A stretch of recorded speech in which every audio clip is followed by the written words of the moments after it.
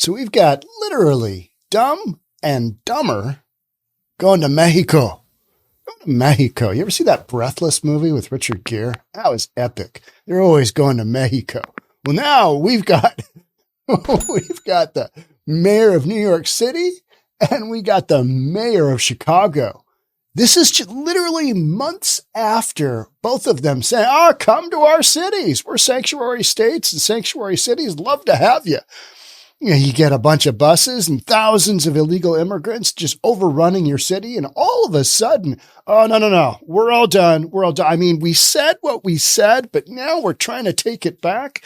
What are we going to do? Let's go to Mexico. Yeah, that's literally Eric Adams. There. And Brandon Johnson, let's go Brandon Johnson, mayor of Chicago.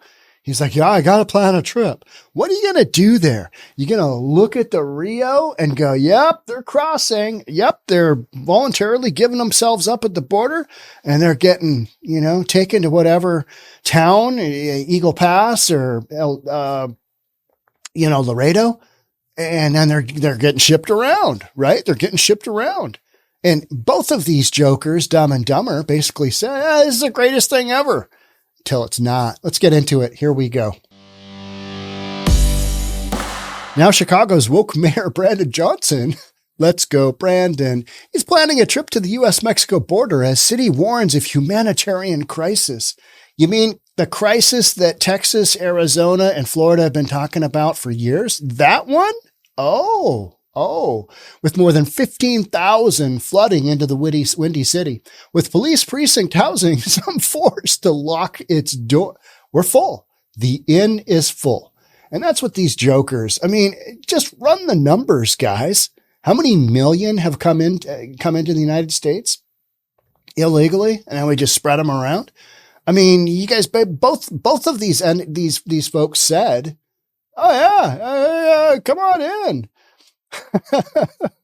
Today, the number of immigrants in Chicago exceeds 15,000, with nearly 30 buses arriving just last week in the Windy City. And the Windy City, Chicago, is doing such a swimmingly great job of, managing their own folks that, why wouldn't they, just be a sanctuary city and say, hey, come on in? Hey, let's go check out, and speaking of that, let's just go look at Hey Jackass Chicago and see what we've got. So year to date, shot and killed 443 in Chicago, shot and wounded 1,969, total shot 2,412 people, total homicides, almost getting to 500, 495. Let's just look at October to date. I'm recording this for you on October the 5th, so we're not even a week in. Shot and killed, 4. Shot and wounded, 39. Shot total, 43. Total homicides, 6. That is in 5 days in Chicago. So, why wouldn't they want to take in a bunch of illegal immigrants and, put them up wherever? You know what I mean? It's like you guys can't take care of your own situation. You have zero ability to handle, what little comes your way. So the promise made Wednesday at a press conference comes roughly 4 months into the ex-Cook County commissioner's term. An ex-teacher. This guy's just a knucklehead. As sanctuary cities like his continue to grapple with waves of asylum seekers coming from Texas.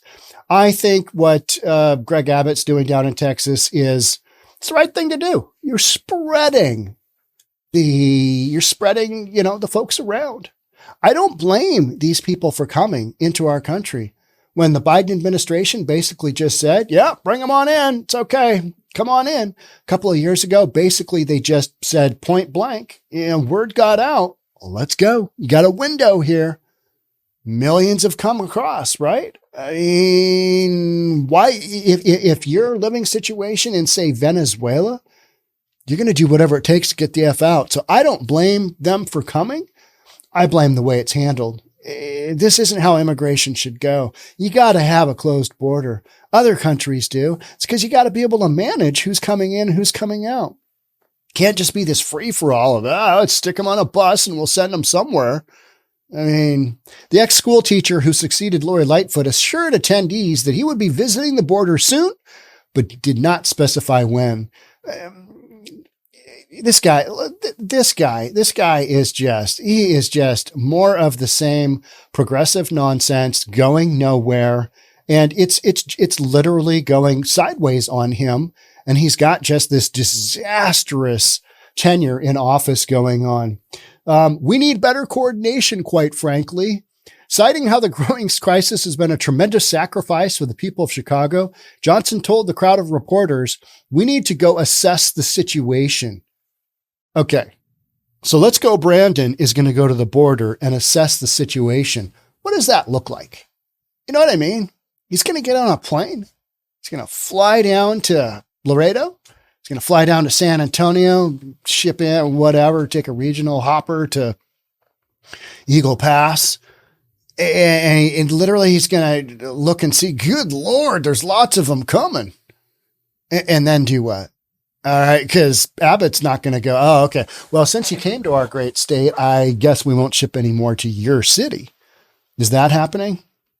No. The progressive also appeared to take shots at the Biden administration. When asked about concerns about the growing number of migrants being housed in police stations, airports, and even schools, he said, "This is a growing crisis, not only for the city of Chicago, but for the entire globe." I thought you were happy to be a sanctuary city and welcome people into your community. Oh, you've got limited number of resources? Now you don't have resources for your own folks?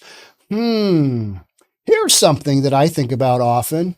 All these people coming into the United States, and they are trying to hustle them through to get them a work visa, a work permit, so they can start working. And I know we've got a labor shortage, but who in the labor pool are they going to basically take the jobs of? Right? I mean, these are not skilled people necessarily. Maybe they bring some skill set from Venezuela. Do they speak English? Don't know. They don't have a social security card yet. They don't have, they don't have much. They got the clothes on their back, right? They came across the river, whatever. They got into the country, however. They're not bringing with them a PhD, right? So which demographic is going to be impacted the most by all of these illegal immigrants coming in basically at this time? Yep. Those on the lower socioeconomic rungs of America's society. How's that going to work out? We're literally in a year or so that's going to be the podcast. Well, here's another unintended effect of the migration that some would say was ill-conceived. Some nonsense like that, right? So Let's Go Brandon Johnson cites how serious this dynamic is on the border. And this is just, they're at capacity. I mean, they're building big tents that can hold 1,000 people a pop, not like the tents that Oregon's given out to its drug addicted residents, but these big Mongo tents. I think one of them's been put up that can literally hold 1,000 people a pop. I'm sure those are crime free. I mean, it's pretty safe for women to be walking around, right? No idea, right? Speaking to the public Wednesday, he said permanent shelters are going up every week. Yep, I've heard that. Based on our interactions thus far, it's becoming increasingly clear that those who want to disrupt our democracy are committed to doing that. Oh, you mean the White House who said, hey, to everybody, come on in? You mean that? Oh, you're talking about the Lone Star State and its governor? Oh, I mean, he's just spreading the love around. So I don't know where you're going there. So what else have we got here? This is just, Let's Go Brandon. You know what? Don't really care. That guy's a moron. Moron number 2, Eric Adams. He just talked. Adams' tour to discourage migrants is in stark contrast. He's stark contrast to August 2022, when he traveled to Port Authority to welcome them and said he was proud to be a shelter state. Now, New York City Mayor Eric Adams goes to Mexico to tell migrants that the Big Apple is at capacity. There is no more room at the inn after 122,000 arrived last year in New York City. The jobs that they're going to take, right? I mean, you're going to be filling up that labor shortage here pretty quick. And some residents of the United States, I mean, it doesn't take a rocket scientist to figure out which demographic is going to be impacted the most. But again, it ain't the ones at the top of the heap, right? Because they're not taking those jobs. So, in my real estate mind, I'm like, this is going to have a massive, massive impact. And it'll be interesting to see how this plays out. Because it's kind of like shutting the economy down during the pandemic. Didn't know the unintended consequences of some of that. And one of them being the topic that I covered, which is the massive vacancy in the financial districts in the downtown cores of cities all across the United States. Because once you let people work from home, they're not going to want to give that freedom back up. In spite of what Jamie Dimon at Chase says, you're all coming back. Well, by full time, I mean 3.5 days a week. I said 5. There's been pushback. Yeah. There's a handful of those guys out there. So Eric Adams is down there. He's doing its thing. He's pleading with the judge to end the city's longstanding right to shelter law, asking that it be void in a state of emergency. So he's done a state of emergency because he had so many of these immigrants come to his city first. But the city has been moving to suspend the policy for months under the surge of migrants, arguing the requirement was never intended to be applied to a humanitarian crisis such as the latest influx. It wouldn't be a humanitarian crisis if we had an actual border policy. Period. So why is this so hard to figure out? It's not. It's not. You got the current administration just doing willy-nilly whatever, pandering to whatever interests, and just basically said, hey, come on in. It's all good. It's all good. And then you've got these Republican governors. And I love it when people refer to these as publicity stunts. Well, where are these folks supposed to go? You know what I mean? You're just going to, these Republican states, you're just going to let them all come in and hope that they deal with it. I think that was the original idea. And then the whole bus thing started happening. And again, I don't blame these states for doing it. And it gets, these other states have said, we're sanctuary. Bring us your poor, bring us your weak, whatever the biblical thing is, right?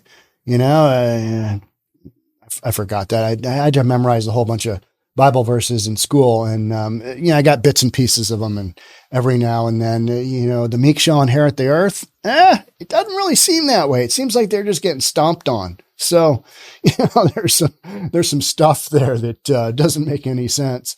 So, as mayor of New York, I have to provide services to families that are here, and that's what we're going to do. Our responsibility as a city, and I'm proud that this is a right to shelter state, and we're going to continue to do that.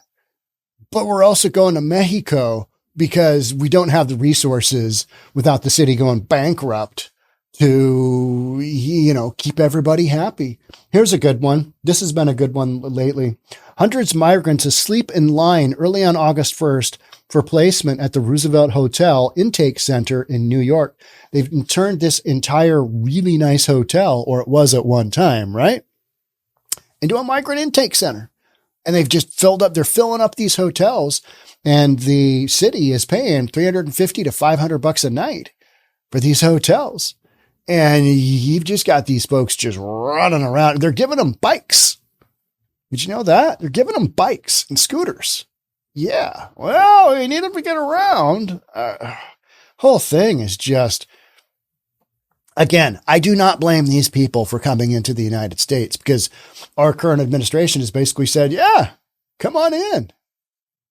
They didn't say how, but it became quite clear. Southern border is wide open. And then, Kamala Harris, oh yeah, I'm going to go down and take care of it. Never goes. Well, I haven't been to Europe either. So bad. Just so bad. So incompetent. And here we've got him talking to his homeless folks behind him, and they're all like, what are we going to do? But by May of this year, Adams had made major changes to the 40-year-old right to shelter law that guarantees a bed for anyone who needs it in the city, as his government asked for federal and state help to deal with the surge of migrants that he now says could destroy New York as we know it. That was literally a podcast of mine, I think last week. Mayor says the city's being destroyed. Oh, what happened to open arms as a sanctuary city? Yeah. Governor Kathy Hochul has also done a U-turn when it comes to asylum seekers, having first welcomed them with open arms as she pledged to house them just 3 years before telling migrants to go elsewhere because the city is at its limit. Oh, yeah, we're all full. Yeah, no can do. Got to go somewhere else. Hang a righty at the stop sign and keep on going.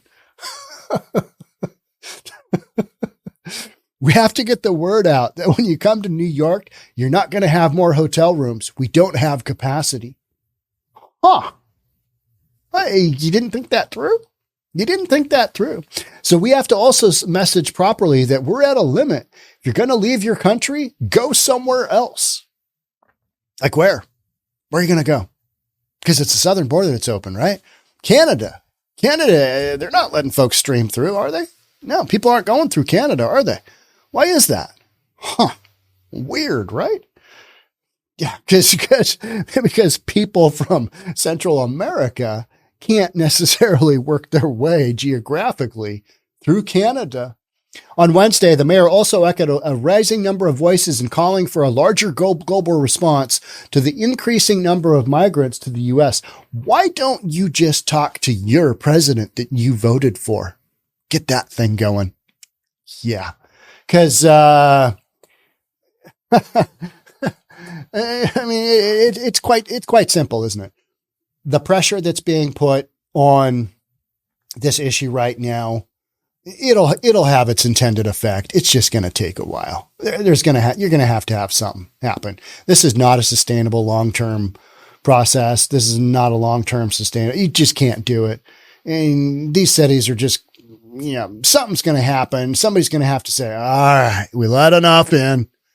Let's go back to some kind of border protocol. But until then, I mean, get some record weeks. We had a record week last week. Migrants coming across the southern border, right? I can't remember how many it was. They know it was record month. Was it September? I think maybe it was September. One of those stats, you just look at the numbers, and to me, they're so overwhelming. You talk about 15,000 people to Chicago. That seems like a drop in the bucket relative to what these, southern states have gone through. Because this has not been just, a few busloads like these cities are now complaining about. This has been just this ongoing stream of humanity into these, cities and counties and states on the southern border. And now they're just sharing the wealth, right? Sharing that wealth. How much longer does this last? Does this last through the election? Does something get done in the election year? Bet you it does. Yeah, I bet you it does. Because when you got Tweedledee and Tweedledum going to the border, yeah. Come to our city. Oh, wait, don't. So bad. I mean, it was so apparent this was going to happen. Well, let's get out that popcorn and just wait and see how long it takes for this to go sideways. Not that long is the answer, right? And then you've got these jokers running down to Mexico. Oh, what's going on? What are we doing here? Because we're getting our boats rocked. You think? All right. That's it for me on this one. Thanks so much for being here. I'll catch up with you in the next one. Bye for now.